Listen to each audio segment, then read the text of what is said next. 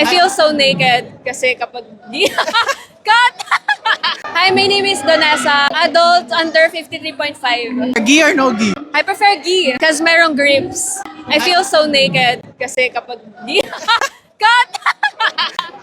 Parang kang nakaabot.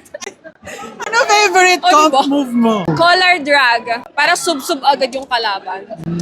Pero nakakapagod kasi siya. So, dalariba na lang. Ano nag-motivate tayo to start competing? Back in 2024 kasi, I was doing jiu-jitsu for 8 or 9 months. Tapos nanood ako ng Ragnarok. Alam mo yung Record? human versus Gods? gods. Tapos yun, parang na-ignite yung comp mode in me.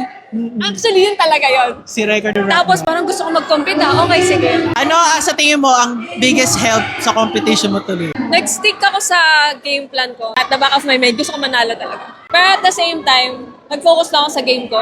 And yung number one, don't stalk your opponents talaga. Hindi siya helpful mapapa-overthink ka lang. Ano ang biggest advice mo to people that want to start competing? Find your community na mag-help sa'yo build your confidence and execute your game talaga. Don't be afraid of feedback. Trust yourself. Yan lang. Shout out JJ MNL, Canvas family, and kay Coach John. Ano yung first ever experience mo? Okay na. Ba't nga may mag-interview din sa'yo